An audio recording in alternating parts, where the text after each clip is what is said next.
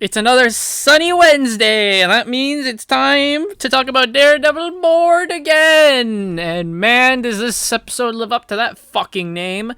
So, the episode starts with Kingpin visiting Karen Page in the jail cell because she got captured by the task force at the end of the last one.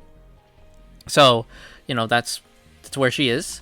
So he visits Karen Page in the jail cell, and he starts mocking her, kind of, right? Like, he's like, you're the partner to a vigilante, and what for? For love, and that type of thing.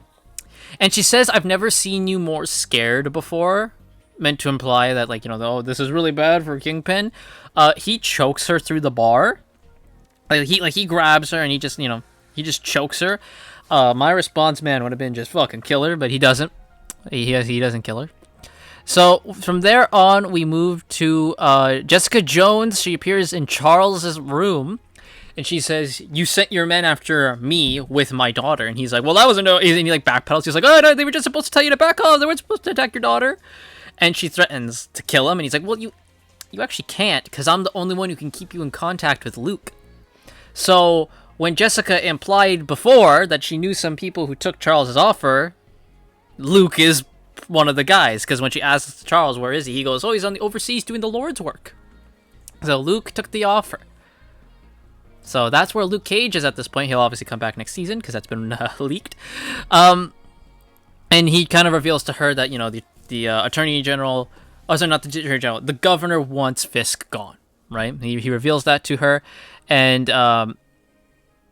she and Matt are talking about this on a roof. Then, that fuckhead Cherry pops up again, and I'm like, fuck. I forgot you existed, and that's what I wanted. Because he disappeared from his bedroom, and then we didn't see him again, right? And I was like, I wish he'd fucking died. I wish he'd stayed disappeared. But no, he's back. Great. He's back. This motherfucker.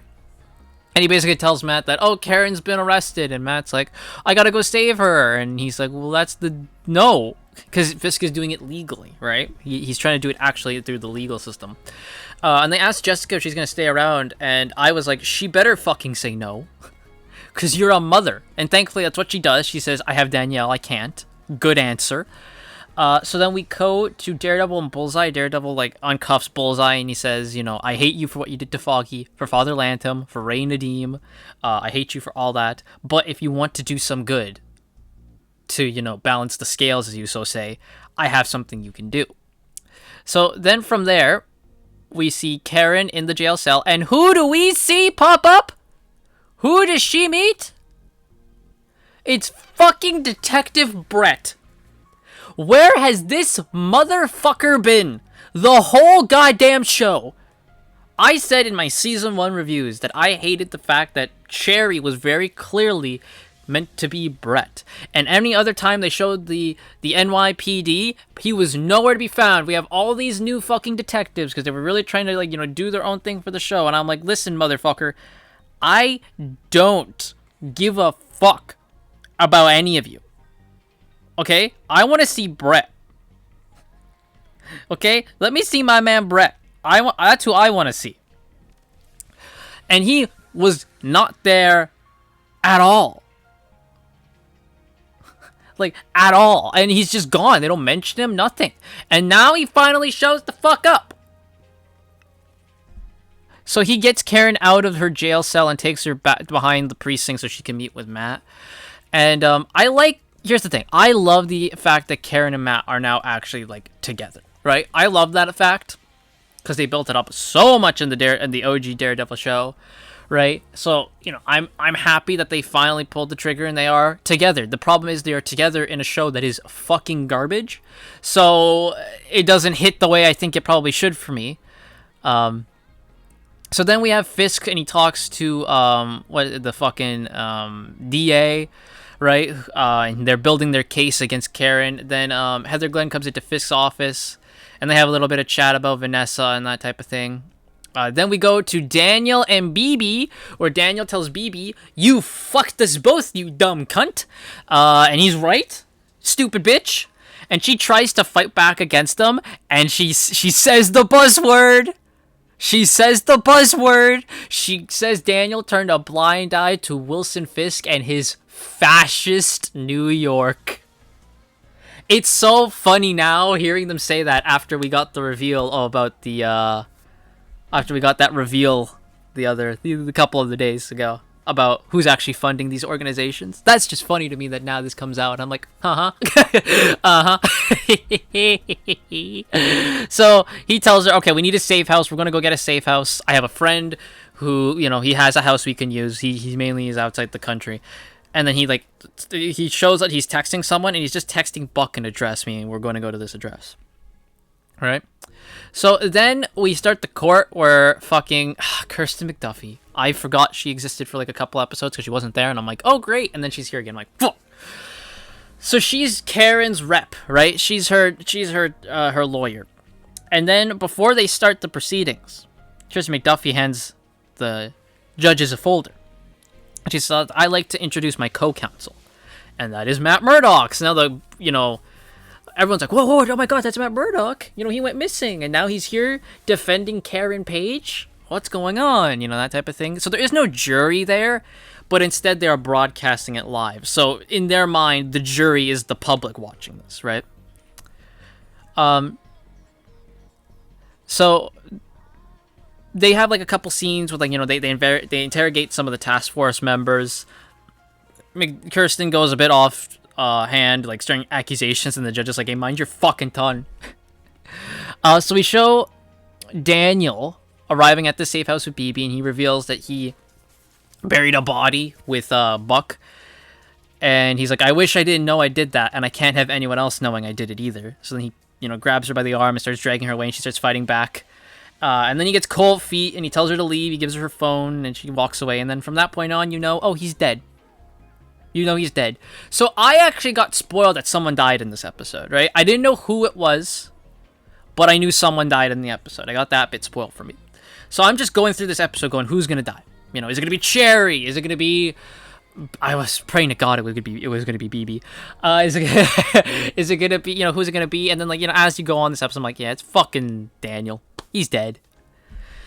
So, after that, there is an attack in the parking lot after the day one of Karen's trial, where task force members start to attack them, and they want them dead, type of thing. And Matt tells Cherry, get Kirsten out of there, and then when no one's around, he starts daredeviling. He gets himself shot in the leg so he can feign like, oh, the blind man got shot in the leg, so he accidentally threw his stick, So that's where we go there. And then we have the governor. She is being strangled by someone. Obviously a task force member who was sent to strangle her. And Bullseye shows up and saves her. So that's what Matt sent him to do. So then Daniel goes to Buck, and he pretty much tells Buck, I'm not part of this anymore. And then Buck beats the fuck out of him. And you're like, yeah, that's about what happens. So then we actually have a scene I do like. A scene I actually do like is Karen Page and Heather Glenn meet each other. So Heather is doing the psych evaluation, and Karen already knows this is fucking bullshit. So then they start getting in each other's way. Like Karen's like, how about we try a different method? Here, let me speak to you. You're right, and she's like, I like a guy. He's very distant. And I as I sleep next to him, I wonder what's he thinking about. And Heather's starting to realize that is also about her. Then Heather says, mentions Karen killing her brother. She's like, you've been used by she's like, did you feel guilty when you killed your brother? Did you feel guilty when you killed James Wesley? You've been used by so many people. Your dad, your brother, Frank Castle, right? And Heather starts to see Muse the corner of her eye, and once Karen gets on her nerves, she just slaps the fuck out of her. And this is I think the one time I was actually like, you know what, go Heather Glenn. Go Heather Glenn. And because Karen was trying to talk to her, being like, I know Matt hurt you, and then fucking Heather just slaps the shit out of her. And then she's like, we should do this again sometime. I actually liked that. I liked that scene.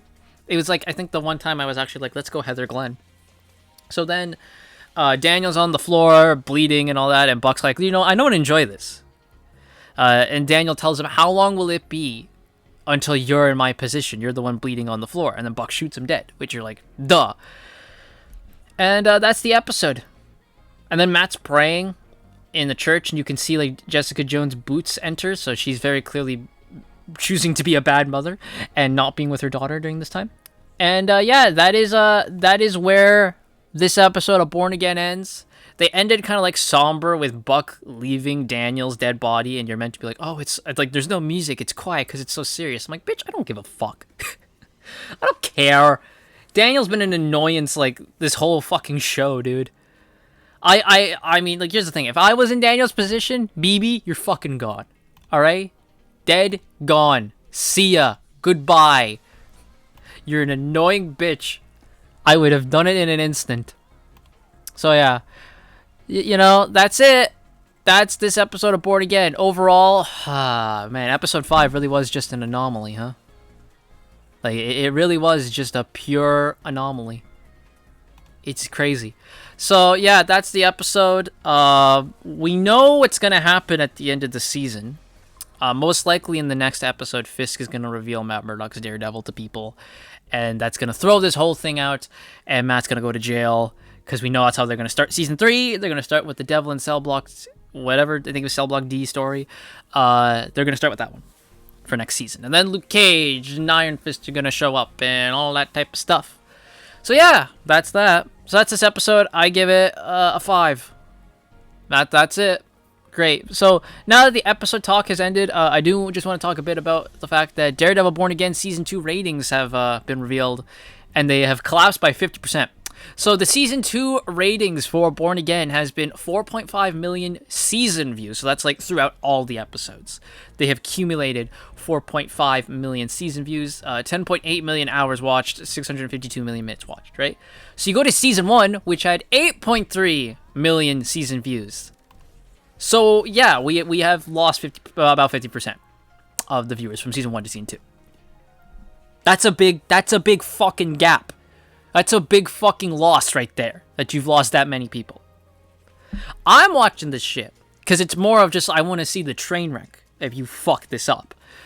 So it is a bit more hate watch, right, than anything. And then we got fucking the Nielsen's came out for the week of March 23rd through March 29th of 2026. So that would have been the season premiere of Born Again. Wasn't in the top 10.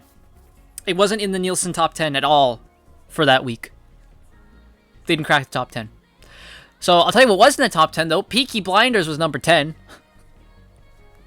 Again, an old show. Bridgerton, because you know there's a bunch of lonely women out there. Invincible was there. Something Very Bad Is Gonna Happen. That's called Daredevil Born Again. Paradise was number 6. I hear Paradise is actually pretty good. One Piece live action on Netflix. Duh. The Madison, that's Taylor Sheridan's new show. Virgin River. The Pit, and Beauty in Black was number 1 on Netflix. So all those beat Daredevil Born Again Season 2 premiere. I wish I could tell you, and so some people be like, well, how is that possible? What's the reason? I don't know. Show shit. That's your reason. The show's not good. And people like watching good things. And when something that shit comes out, no one fucking watches it. I know you see all the fucking same 5 YouTubers talk about this show and glaze the fuck out of it on YouTube. But if you haven't realized that those people are fucking Marvel shills at this point that will say anything this fucking company does is like the golden fucking egg, then I don't know what to tell you. That's it for me. Let me know what you guys think in the comments down below. I'll see you guys all next time.